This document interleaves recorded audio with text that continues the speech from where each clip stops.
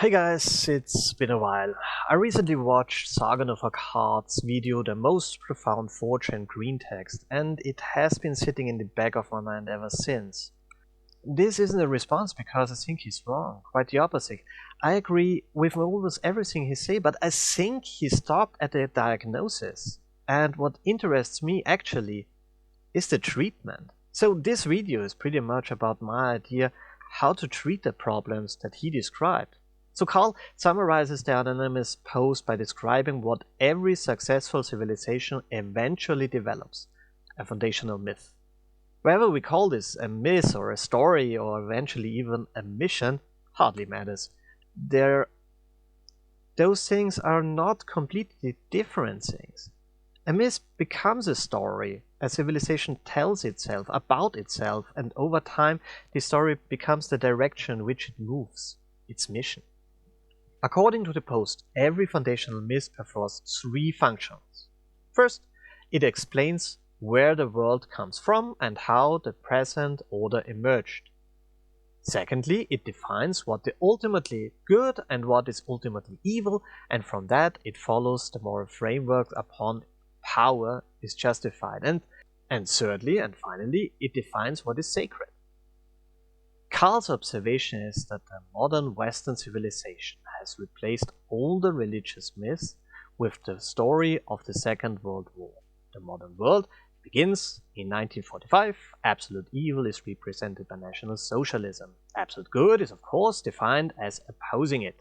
The Holocaust occupies the place of the sacred, not because it is beautiful or uplifting, but because it represents the ultimate moral boundary that never must be crossed. And I think there is genuine insight. A civilization cannot build itself without stories. Human beings don't simply respond to laws and economics. We respond to narratives, and narratives that explain who we are, why we are here, and where we are supposed to go. We have always done this. We have always needed this. Where I part company with Carl is not in his diagnosis, but in the conclusion that quietly sits behind it. The obvious temptation is to look backwards. If our modern myth is broken, perhaps we should recover an old one, like Christianity, ancient traditions, older national stories, and I don't think that works. Not because they are bad myths, but because they belong to a different world. People often say that modernity killed God, and I don't think that's quite right. I think curiosity slowly dissolved the places where the gods could comfortably hide. The oceans become navigable, the mountains become climbable, the heavens become observable. We did not really lose our ability to live, but we gained an unprecedented ability to investigate, and this investigation made it harder to believe. The further we pushed mystery away, the further away the old gods retreated with it. That doesn't make previous generations foolish. They built magnificent civilizations around these stories. But I don't think we can decide to believe them again. Once you have seen the magic trick, you cannot honestly become astounded by it a second time. That's kind of the problem. So, if Carl is right, the civilization requires a positive foundational myth, and if I am right, that we cannot simply restore the old ones that used to work, then we are left with an uncomfortable conclusion, and this is that we need a new one. Not a recycled myth, not a nostalgic myth, a genuine, forward-looking new one. If I had to propose such a foundational myth, it would look something like this. First, our place in the universe. Human beings are not separate from nature. We are nature. Everything we have ever built is natural because we ourselves emerged through a natural process. Language is natural. Cities are natural. Science is natural. A nuclear power plant is natural. Artificial intelligence is also natural. Technology is not the opposite of evolution. It is evolution becoming aware of itself. Our success is not evidence that we escaped nature or that we stand above nature. It is evidence that nature produced exactly this kind of creature that we are. the technological animal. So, second, what is good then? I would define it very simple. Action that increases and strengthens life are good. Not every form of life is equal, not every situation is equal. Reality contains hierarchy. Hierarchy is natural and necessary. To us, human life matters more than bacterial life. Family matters more than strangers. Trust matters more than mere genetics. A person you would entrust your children occupies a different place in your moral universe than somebody who wishes you harm but it is genetically closer to you. This hierarchy is not a flaw in our psychology. It is part of our psychology. Attempts to erase those things, hierarchy, closeness, trust, difference between trust, difference between people, they never convinced people, because this is not how it works. So the question about what is good and what is bad is remarkably practical. When my life is over, did my existence leave behind more life or more destruction? More trust or less trust? When I increase the things that are good, my life was lived good. And that strikes me as a surprisingly measurable definition of a life well lived. Thirdly, what is sacred then? It's life. Life itself. Not merely preserving it, but expanding it. If humanity possesses a unique purpose, then perhaps it is this. The universe is almost entirely dead. Our planet is an extraordinary exception of this. Our long-term task should not merely be surviving on one single rock orbiting one average star. It should be to carry life wherever lifelessness still reigns, which is pretty much everywhere.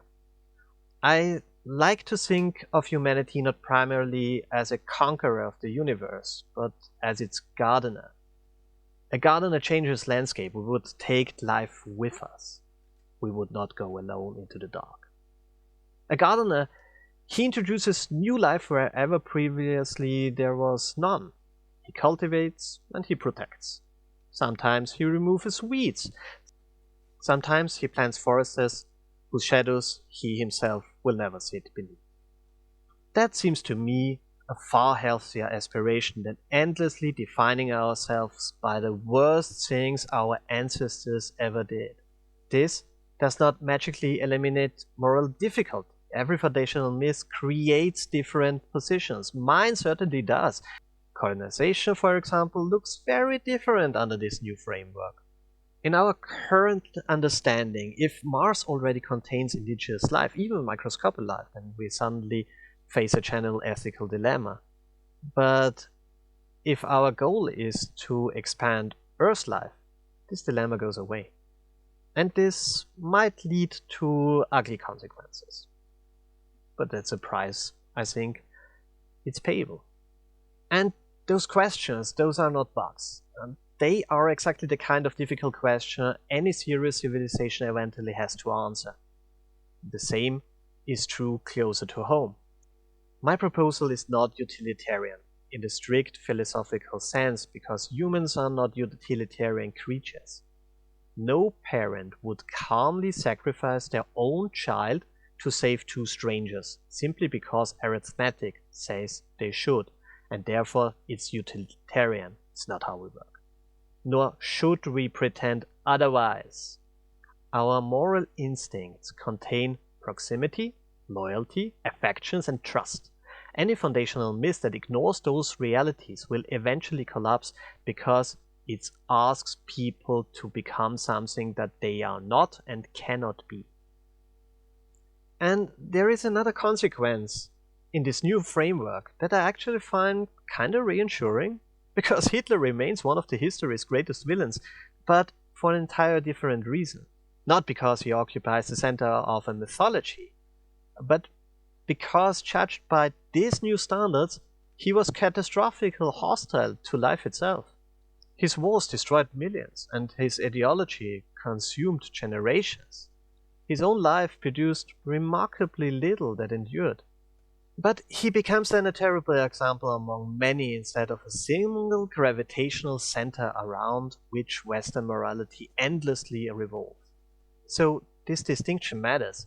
I don't believe civilization can survive indefinitely by orienting themselves around warning. I mean, warnings are essential. They keep us from repeating disasters, but warnings are not destinations.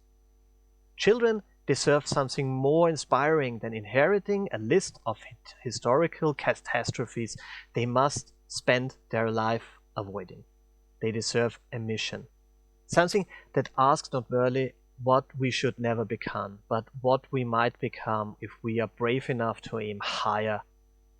And perhaps this mission should be simple. Leave the universe more alive than you found it. I don't know whether this is the right foundational myth. I only know that I would rather hand my children a horizon than a nightmare. Because the future desperately needs more future.